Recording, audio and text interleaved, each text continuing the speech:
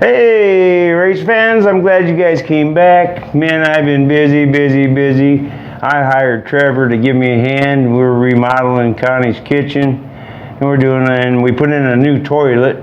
And this toilet is supposed to flush 24 golf balls. It says it will flush 24 golf balls, but you know what? Me and Trevor both agree. I don't think it can flush 24 golf balls. I think that's false advertisement. We may test it. We just might test it. We don't know yet. But anyhow, that's later on.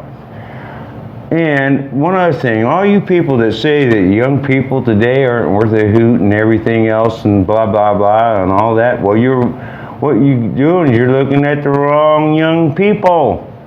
You want to go to the farm where people work, where young men and young women work and handle responsibilities and everything else. That's where you should be looking. I'll tell you what, that Trevor, yeah, he not only outsmarted me, but he worked me in the ground. Well, I'm hiring him back next Saturday, and I'm going to tell you something, he better be ready. That's all I got to say about that. Anyway, hey, glad you came. I'm glad you're here, you know. And the thing is, we're here to talk about Red Book Flatery. This is episode 2. Okay? And the thing is, like we discussed before, he was in the Army Air Corps in WW2.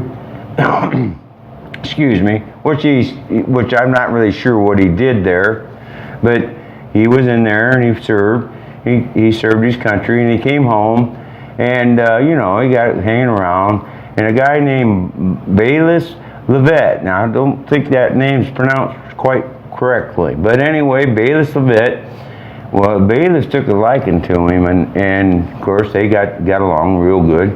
And Bayless, he kind of arranged a deal to, well, let me talk about Bayless just a second. Bayless, he ran at Indy, but he wasn't in the good equipment. Okay, I don't know anything about him at all, other than what I've just read. And 1952, he had a bad wreck down there at Indy, and he got burnt real bad, and in his career. But he did have a natural death, but I don't know when it was. And but he was a major factor in Flatery's career, because he arranged that he could drive Troy Ruttman's Roadster. And then they signed up, or they got with the California Racing Association, CRA. And, you know, and I'm telling you, this is one tough group of guys. You know, I mean, he didn't, out west, I mean, Wilbur Shaw, he went out there one winter and he barely got home. He didn't have really enough money to get home. But what he learned out there, he came back, well, we don't want to talk about Wilbur. Anyway, Wilbur, he took the ideas and stuff that he got out there, and then he went on with his career. Anyhow, so that's what happened to him. But Troy Ruttman played a role, and Troy Ruttman was a heck of a race driver. He was the youngest driver to ever win the Indy 500.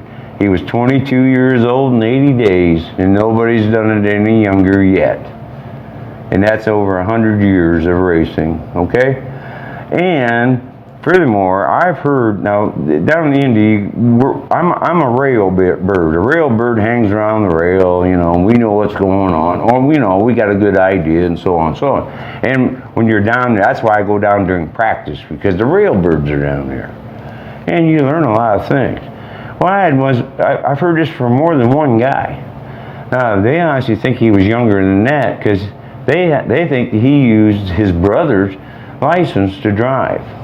But nobody really knows, okay? But anyway, he was a great race driver, a fantastic race driver. Let me see if I have my notes here.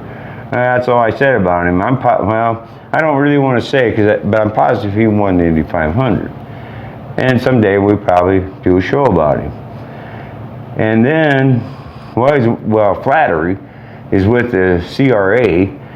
He's winning races. Of course, he's in good equipment. You know, he's in top-notch equipment. So he's winning races in the CRA, and he's putting on a good show. And he caught the eye of Andy Granatelli. Now, Andy Granatelli, my gosh, we're talking about all my land. This guy was something else. He was a promoter. He was a salesman. He was everything. He was a complete package. He was an engineer, basically. And he knew chassis, and he knew geometry, and the guy was a genius, and he dumped tubs and tubs and tubs of money at Indianapolis to win it, which he did win it with Mario Andretti.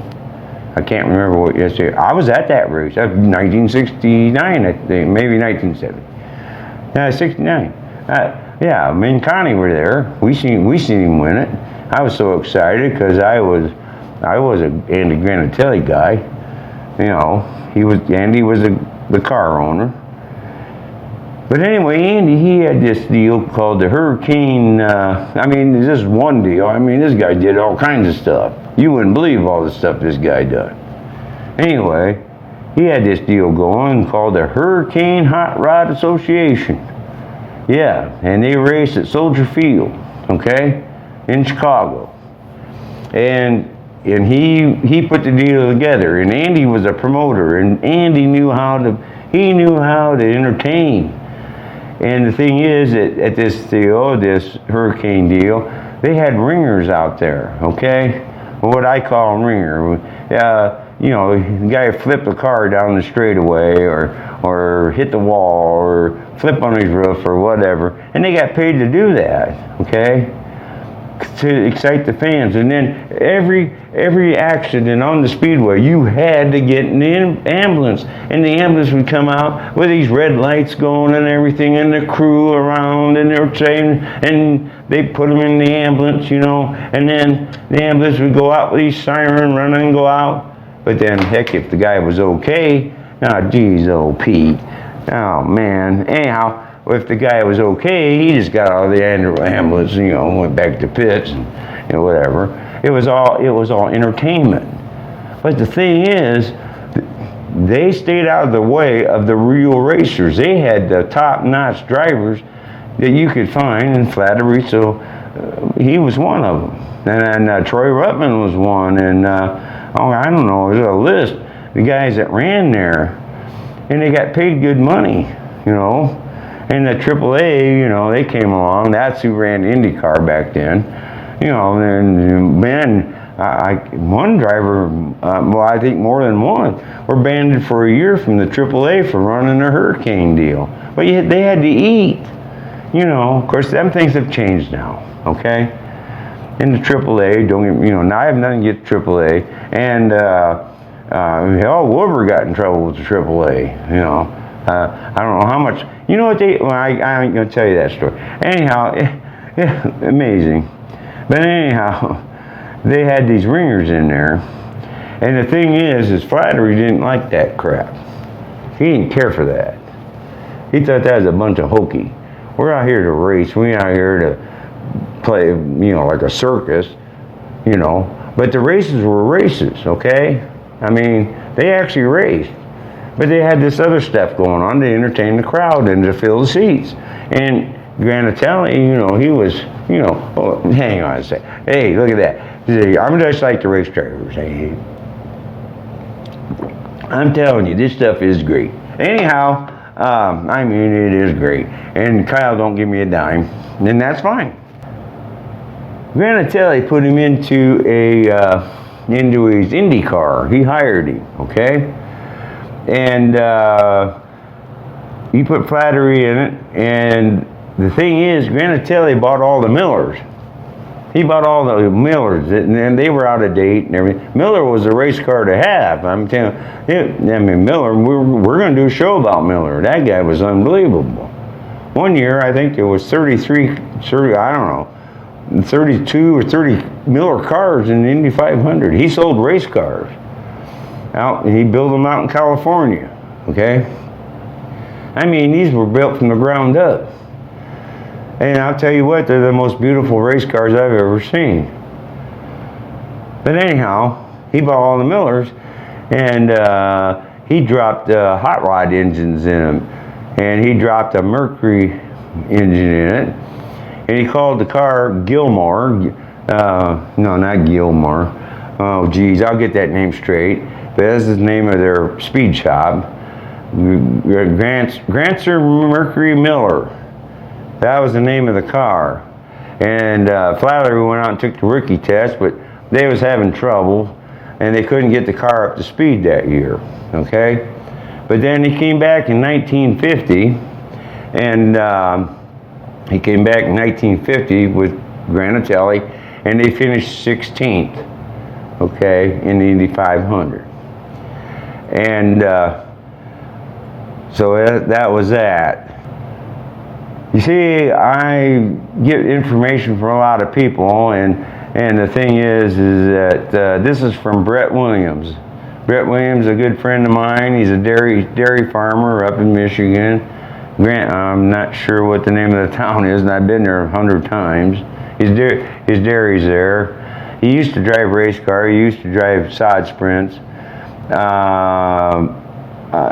The sad part is I followed the sod sprints back then, but I didn't know Williams.